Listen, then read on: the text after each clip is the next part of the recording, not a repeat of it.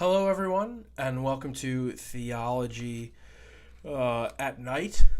Be formed after dark, I guess. It's 9:30 p.m. I recorded the whole thing, and I didn't have any audio, so now it's late at night, and we're going to do it again. But the lights are low, the house is quiet, it's kind of intimate. What better time to talk about the sixth commandment than that?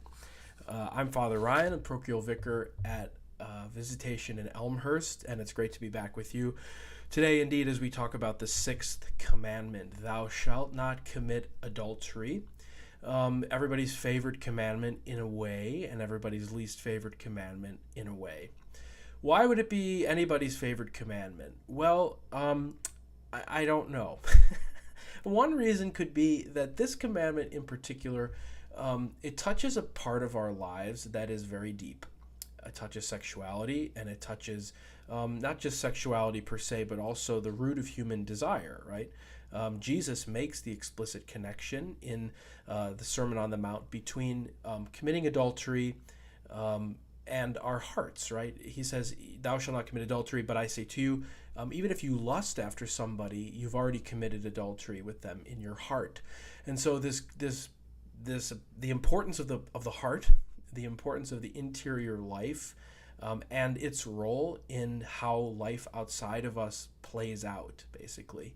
And we know that there are certain passions, certain appetites that are harder to sort of wrangle than others, and the appetites that have to do with lesser things, with concupiscible things, those things that are easier to attain goods, the parts of our nature that are easier to fulfill. So sex being one of them, but obviously food, things of the world. The goods that the world promises are wealth, pleasure, power, and honor. So the things that have to do with wealth, pleasure, power, and honor, especially in a short-term kind of fulfillment, are always very attractive to us and tend to be the things that we struggle with. And so I think sometimes we read the sixth commandment and the ninth commandment in particular, and we read them and we think, this is either not possible for me, or we feel convicted by it, called out by it. But I do think that a lot of people find solace in these commandments, because obviously, maybe it's not obvious, I don't know. God would not ask us to do something. He would not give us commandments unless he believed that we were capable of living by them, right? So these worldly things, wealth, pleasure, power, and honor, these fleshy things, in particular things of the body, sexual things, things pertaining to lust, are quite attractive, and they're quite addictive, and they can be often the greatest sources of shame in people's lives. But at the same time, the fact that there is a commandment to live a certain way really provides us with hope, I think, that it's possible to live this way, and that I don't have to be defined by these sins or these disordered actions or attractions to things that are lower than my calling as a son or daughter of God. So know that the commandments they sound like no's, right? Thou shalt not blank. But they're no's for the sake of a yes. They are no's for the sake of a yes. And the yes here, as the yes is with all of them, is to live a properly ordered life. So when we say that something is disordered, an attraction is disordered, it doesn't mean it's like a disease, or that you need to go, and be treated in some extreme. It just means that we are called to go in a certain direction. We are ordered toward something, and anything else that isn't that thing in that direction, of course, is God, is something that is disordered. It's a different direction. So the sixth commandment in particular, as I've said, is something that is often weighty in people's lives, and I want you to know that I'm approaching this from a very reverent place. There's no judgment here. I hope you know this is a very holy ground. And if you feel moved or convicted by these particular teachings, then treat that as an invitation, and maybe go to confession, maybe reach out to someone, talk to your priest or to someone that you trust. But you're not alone in your struggles, and you don't have to feel weighed down by them or tempted toward despair. Remember, despair is always a tactic of the evil one. So I want to talk today about chastity. Chastity is this overarching word that applies. Really, it's the connection between all these different topics that the sixth commandment can reach. And chastity is this weird, kind of maligned, misunderstood word in the culture today. It invokes these connotations of either like prudery or dysfunction, maybe even neurosis, right? We hear that a lot about priestly celibacy, chaste celibacy. It's not healthy to live that way. You're crazy to live that way. I'm crazy, but it's got nothing to do with chastity or celibacy. I'm just crazy, and that's the way it is. But chastity is actually one of the most normal and sane ways to live life, right? Celibacy, remember, is that you don't get married. Celibacy is a marriage word. Chastity is the word that has to do with our sexual appetites and sexual expression. So those of you who are married are called to live in a chaste marriage. Those of you who are not married are still called to live in a chaste way. We're called to live, priests, nuns, etc., are called to lead chaste, celibate lives. But remember, and this has to do with our culture today, that we're seeing what was predicted by Pope Paul VI when he gave those prophecies in Humanae Vitae, that if sexual expression is not necessarily limited to a monogamous covenantal relationship for it to be seen as good, then even the notion of fidelity in general can come to be seen as arbitrary and oppressive. So because sex is one of these very fulfilling things in our life, it can be very addictive. It opens up all the pleasure receptors in our brains, and it opens for us this it's the same kind of thing as drugs or alcohol do. And the more you get into it, the more you want to get into it, and your kind of pleasure tolerance gets higher and higher and higher, so you need more and more and more eventually, and then you just spiral out into a total land of disorder. And we don't want to get there. We don't want to get there. So what is chastity? What does it look like throughout the history of the church? What has the teaching of the church been? A lot of people would look at the church and say, oh, the teaching is more negative. It's a bunch of no's, right? And there are a lot of propositions in the world today that the church does offer a no toward. But remember, the church's no, as I said, is always to foster a greater yes to something that is actually, well, more in line with God and his vision for the world. But it's also something that's meant to foster a greater sense of human flourishing and freedom. That is the church's concern. That is the church's concern. The Son of Man has come to seek and save what is lost. The church's concern is to foster human flourishing and freedom in the truest Christian sense. So the world today says that freedom means the absence of all authority and the absence of all bonds, right? I'm not bound to anything. I can do whatever I want. There are no boundaries.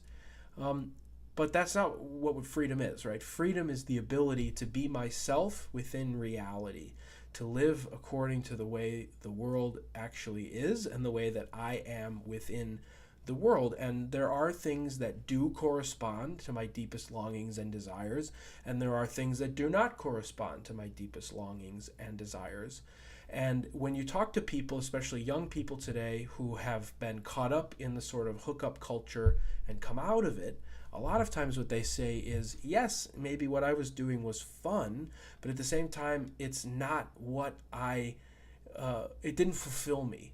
It's something that always left me feeling empty. It left me feeling alone, even if I wasn't physically alone. It left me feeling very alone and unseen. So chastity is a great good, but it's something that's very misunderstood. And this does come from the culture, comes from pop culture, from media and entertainment, and the portrayal of the church. But it also comes from the fact that it's very difficult, right?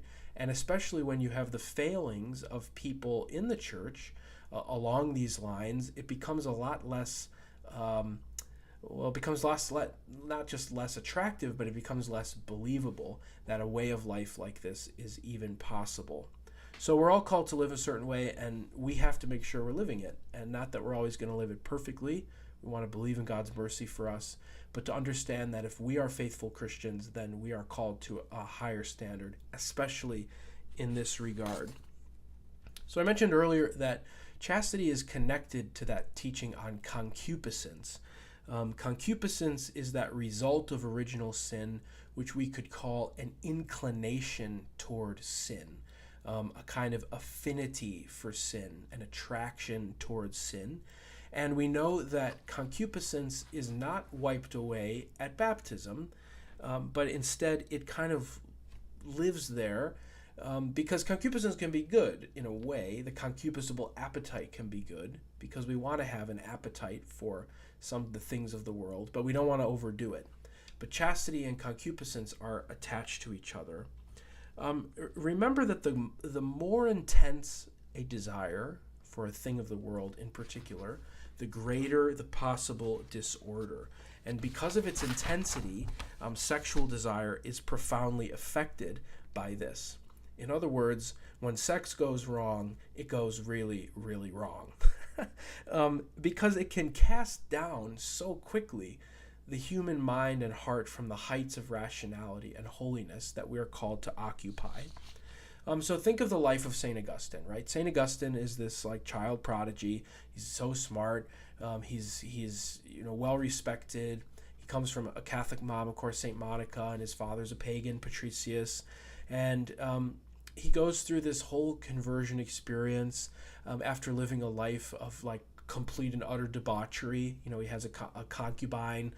He has a son, an illegitimate son, through this concubine, and he goes throughout Carthage and Rome up to Milan, and he falls into the very, very lusty, hot, passionate world, and he loves it, quite frankly, and he throws himself into it.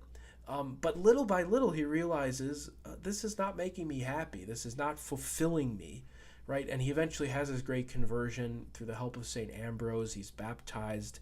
And that's when he's able to write that beautiful paragraph from the Confessions. Late have I loved you, beauty so ancient and so new. Late have I loved you. You were within me, but I was outside. I was in the world, and you sought me there. In my unloveliness, I plunged into the lovely things of your creation. You were with me, but I was not with you. The lovely things kept me far from you, though if they did not have their existence in you, they would not exist at all. Isn't that beautiful? In my unloveliness, I plunged into the lovely things of your creation. You called and shouted and broke my deafness. You were radiant and resplendent, and you put to flight my blindness. You were fragrant, and I drew in my breath, and now I pant after you. I tasted you, and now I hunger and thirst for you. You touched me, and I burned for your peace. I mean, that's beautiful. And it's kind of erotic in a way, isn't it? He takes it and he's applying what he knows from his carnal life, and now he's applying it to his spiritual existence, because what he's been looking for this whole time in all of this physical debauchery, he's finding in the love of God. Not in a physical way, of course, but this is something that is a weird truth. But do you believe that God can fulfill you so completely as to make whole even the desires of your body? That's the question that every celibate person is posed. But that's really the question every Christian person is posed. Do you believe that God can fulfill you and so completely that he can even make whole the desires of your body? In my unloveliness, I plunged into the lovely things of your creation. So it's important here to note that the church doesn't look at the body, the world, as icky, gross, sex, nasty. The church does not say that. These things are gifts. These things are beautiful. They are lovely and created by God. But like everything, they have a telos, right? They have an end, a natural end, something that they're created for. And we don't want to abuse that or misuse that. Concupiscence is something that Augustine struggled with, right? His inclination towards sin often got the best of him, but he was able to experience the love of God so completely. And what did the love of God do? It didn't make him go from one extreme to the other, because virtue is found in the middle, right? So it's not that he went from being totally intemperate to being a complete prude, but he found the middle, and the middle is called chastity. Sex is a beautiful thing, but he had recognized the call that he had to break it off with his concubine, while recognizing that his son was a real gift to him and something that was a major and important part of his life, and his role as a father actually really challenged him to grow and change. But then he took on his responsibility and met, of course, St. Ambrose, and the rest is history. It's not just that concupiscence exists, because there has to be a counterbalance to that, as I said. And so this is when you go through the history of the church, then you arrive with Aquinas, who takes the teaching of Aristotle and starts to talk about a different word.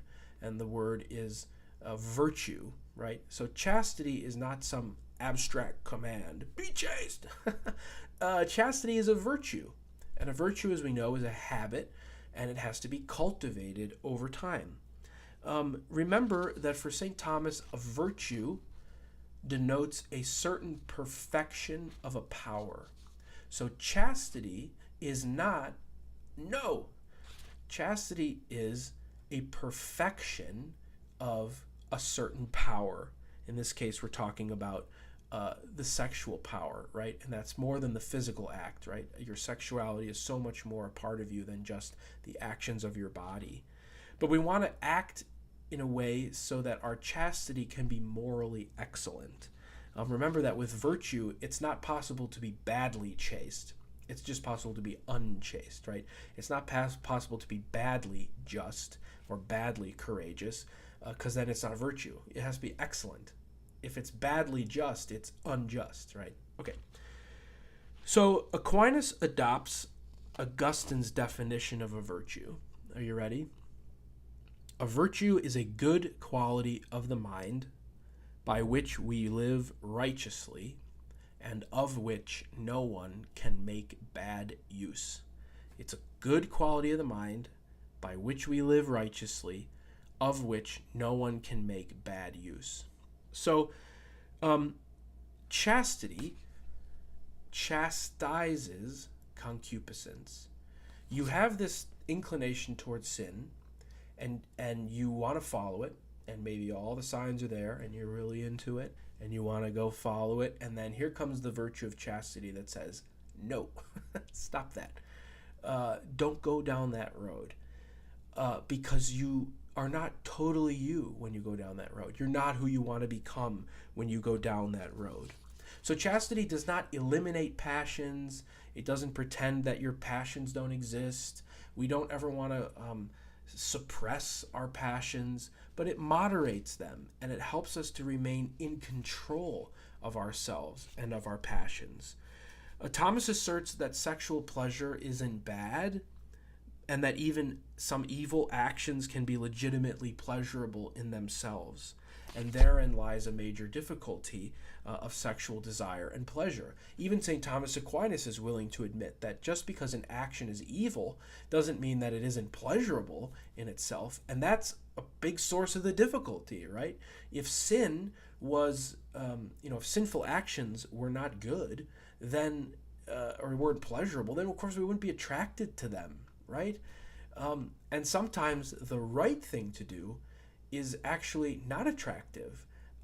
Broccoli is disgusting. Brussels sprouts are so gross. And you have to make them unhealthy in order to eat them by dousing them in, olive oil and bacon and cheese and all kinds of things. Otherwise, I have no interest in them, right? And it's a little bit true with this topic as well. And this is why it can be so difficult, right? And Augustine, the kind of stories that Augustine prays, make me chaste, but not yet. Make me chaste, but not yet. Because there's something legitimately pleasurable about it, and that is a big source of the difficulty. So when you're battling these things or you're helping people in your own ministry as you walk with people, you want to keep these things in mind. Number one, chastity doesn't come to eliminate passion. The church doesn't ask us to eliminate passion, but we want to moderate our passion so that we can be in charge of it and we can make decisions about our own actions. And also, it would behoove us to just admit from the get-go that these actions are legitimately pleasurable. And that for a lot of people is the source of difficulty, because there's more short-term pleasure in falling into these actions than there is. It seems like the long-term pleasure is really not worth it. But those who have achieved freedom, and of course those who are aware, know, in any category, not just chastity, but in any category, the long term is difficult, but it's actually going to be more worth it and sweet in the long run. So Aquinas says that chastity is the virtue that enables human beings to use their sexual powers wisely and well. Chastity is the virtue that allows the human person to use their sexual power wisely and well. So this is the perfection of the power, the sexual power. In so doing, they contribute not only to their own flourishing, but to a well-ordered society that reflects God's plan for human sexuality. I need a little tea. I hope that's okay. A note. I think sometimes we can think about this stuff and think these guys are like stuffy, sort of celibate men, you know. Aquinas struggled with this topic. He was perfect, not perfect. He was sinful in some ways, but he was widely known as being utterly chaste. But that doesn't mean that there was no struggle there. Some of you probably know the famous story that his family, St. Thomas's family, did not want him to join the Dominicans because they wanted him to become powerful and maybe one day be the abbot of the Benedictine monastery of Monte Cassino, near where he grew up.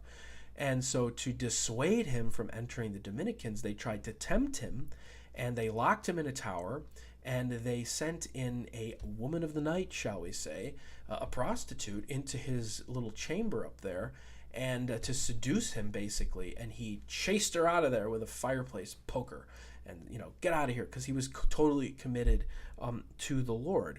And for these people, and for the church, there's a category of saint called the virgin, and virginity is regarded by like pretty much every philosopher and theologian of that period as the highest expression of chastity. But Aquinas, who is often seen as like a fuddy-duddy blah person, is anything but that, by the way. But he introduces a very interesting caveat into the church's conversation on the topic of sexuality and virginity. And Aquinas does not see virginity in purely physical terms. He argues instead that virginity can lack matter, that is, the physical integrity of virginity, and still, through repentance, recover its form. Isn't that beautiful? Virginity can lack matter, that is, the physical integrity, and still, through repentance, recover its form, the offering of one's body to God. So as you help people and as you yourself are on your own journey in this regard, in addition to the things we said before, the body isn't bad. It isn't bad to admit that some things are pleasurable but not good for us. We want to keep in mind that the long-term goal is going to be better than the short-term satisfaction.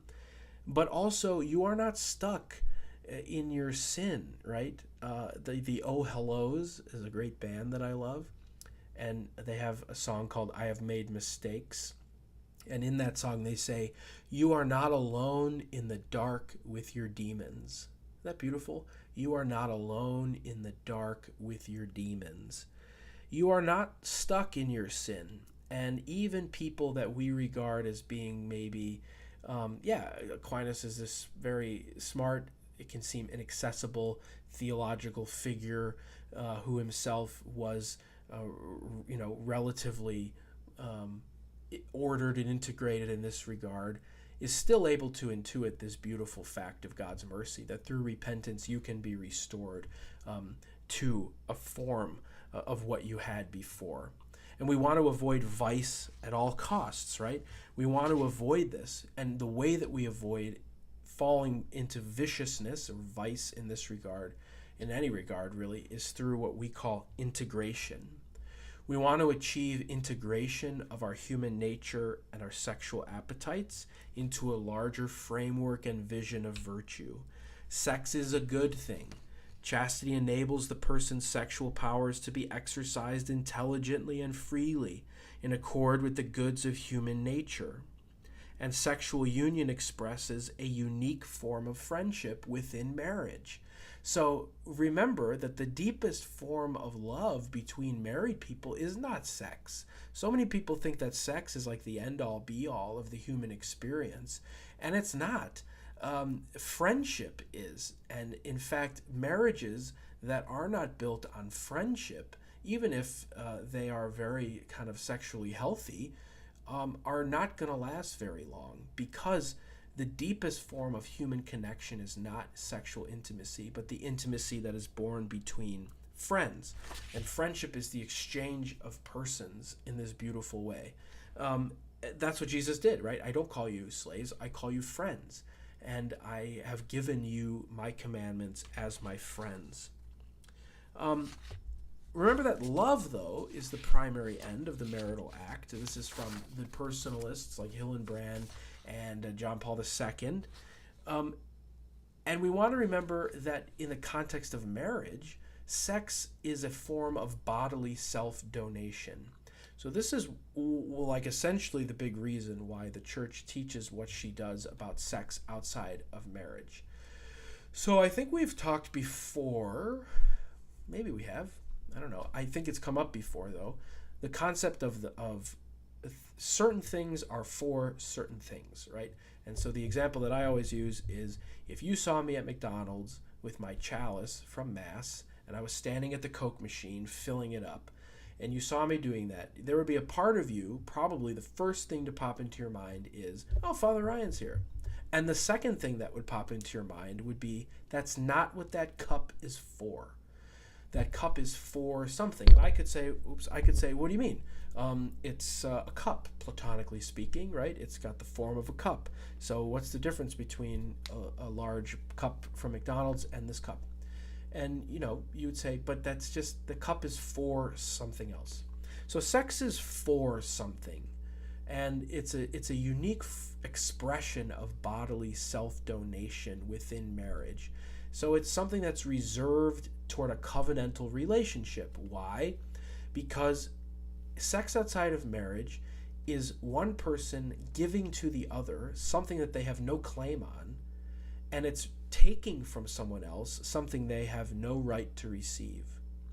Sex outside of marriage is one person giving something to the other that they have no claim to, and it's taking something from the other that I have no right to receive. Why? Because sex is meant to be a privileged expression of love. It's not a willy-nilly thing. That the integrity of our bodies is connected to the integrity of our souls, and to give away parts of ourselves as if they mean nothing, it does not lead us toward fulfillment, and it's totally contrary to the plan of God, right? Sex serves to engage the full attention of the lovers in their mutual self-gift. I was once asked a question by a couple that are very good friends of mine, and they had asked whether at their wedding mass they could lay down on the floor, like prostrate themselves on the floor, the way that a priest would at his ordination, or that a religious sister might at her final profession. And the idea, of course, was beautiful, I think, that they wanted to lay down on the floor as the sign in front of all their family members and friends that they would be laying their lives down for each other. And to this question, I said no, not going to happen. And here's why I said no. Because why does a priest lay down on the floor, right, of the cathedral as he's ordained? Those of you who watched Bishop Dennis Spies' ordination saw him lay down on the floor even at that. Why? Well, the church is our spouse, right? and the church is our spouse, and we are laying down our life in front of our spouse, right? And my argument to this couple was this, that you will indeed lay down, you will indeed lie prostrate, in the same way and with the same meaning, but when it's done between spouses, it happens in a more intimate setting. That is that when we say that a sexual act is consummated, or your marriage is consummated, that's what we mean. That you have sealed the deal, so to speak, but in this beautiful way. You are laying your life down, and you are laying down in front of your spouse as a sign of your total commitment to them, a total self-donation. But chastity is essential because we have to have a mastery over our passions. We have to have people who are in this together, so to speak, and that are not just using the other person for their own sexual gratification. And if one person struggles with sexuality in a marriage, that's often what what sex within marriage can become. So chastity is not the elimination, avoidance, or suppression of sexual desire. It's not a flight from sexual activity. But chastity is a form of self-possession that makes sexual and other forms of self-donation possible. It's an anti-objectification way of life. The essence of chastity lies in the quickness to affirm the value of the person in every situation, and raising to the personal level all reactions to the value of the body and sex. Chastity thus enables others to be regarded as whole persons worthy of respect and love, rather than as mere objects of use and enjoyment. That is from a book called Sex and Virtue by John Grabowski, which we used in the seminary. It's a really good textbook. It's called Sex and Virtue by Dr. John Grabowski. So I'll read that again. The essence of chastity lies in a quickness to affirm the value of the human person in every situation, and in raising to the personal level all reactions to the value of the body and sex. So the other person in your marriage, that's a person, right? The people who are appearing perhaps in pornography, those are people, and often working in insane and inhumane conditions, and we don't want anything to do with that. You yourself, as you struggle with chastity, you are a human person who is called to a higher standard, and you deserve to be treated with greater dignity than that. And if we treat ourselves without dignity, how can we be surprised that we begin to treat other people without the dignity and respect that they are owed as human persons? So, again, this is kind of, people look at this as a weird topic, or why is the church obsessed with sex? The church is not obsessed with sex. The church is obsessed with human flourishing and freedom. And the church acknowledges, especially in our own era, that when sex goes wrong, it goes really wrong. And when it goes wrong, it creates all kinds of difficulty, not just difficulty in the moment, but long-term difficulty. The vice of lust, it distorts the way we see the world, we see each other, we see ourselves. It creates a world in which other people are an object to be used for my own fulfillment. It creates a world in which I don't believe in the dignity that I possess as a son or daughter of God, and therefore I am not able to treat other people in that way. It's a world in which marriages are built on something that will not last forever, right? Built on either physical attraction or a kind of perverted balance of power between the spouses instead of on friendship. It creates a world of shame and secrecy, people who are carrying around deep regret, deep kind of wounds from being hurt in this way. You give yourself totally to someone and they betray you. When sex goes wrong, it goes really wrong. And the church is not obsessed with sex. The church is obsessed with human flourishing and freedom. So I hope that this was able to kind of give you maybe a different way of looking at it. I think a lot of us know the ins and the outs of what the church teaches on these topics, but maybe not the why, or what is this idea of chastity that underlies all of this stuff.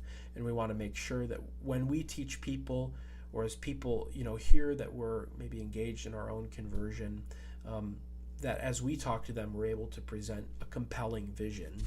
So I just want to leave you actually with a final word from that book I told you about, Dr. Grabowski's book, Sex and Virtue. And this is what he says. The message of chastity, foreign as it may be in popular culture, will only be heard if it is linked to a compelling and positive vision of human sexuality. The Church, which in its teaching often proclaims its possession of the truth about the person and his or her sexuality, needs to allow this splendor to shine not merely in clarity of specific rules, but in the radiance of a more compelling vision, which she possesses. An appreciation and renewed understanding of the virtue of chastity indeed has much to offer a contemporary culture. In a culture where sexual expression is routinely reduced to a narcissistic search for ecstatic release and personal satisfaction, it recalls the deeper values at stake in sexual relationships. Chastity enables sex to be understood within the context of human dignity, human growth, and human culture. And in this way, it points toward and makes possible the human vocation to communion in love. So, know my prayers are with you. If you are convicted or challenged by this video, or feeling maybe an invitation to go deeper in your own conversion, please don't be afraid to seek out a confession. Don't be afraid to talk to your loved ones or your friends. Remember that all of this thrives in darkness and secrecy, but the truth lives in the light, So don't be afraid to be honest. You are not alone in your struggle. Remember that. We're living in a pornified world. Everybody is struggling with this to one degree or the other. And I know a lot of priests, especially in our own diocese, who are certainly willing to walk with you and help you in this regard. The other resource I might recommend if you're looking for a prayer resource is to pray the Litany of Chastity that the Sisters of Life have published. It's a really beautiful form of prayer. Anyway, know of my prayers for you.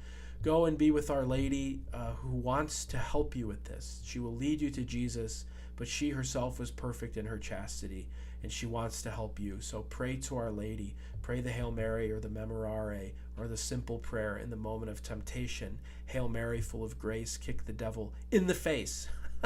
And I'll see you again, hopefully soon, on Be Formed After Dark. See you later.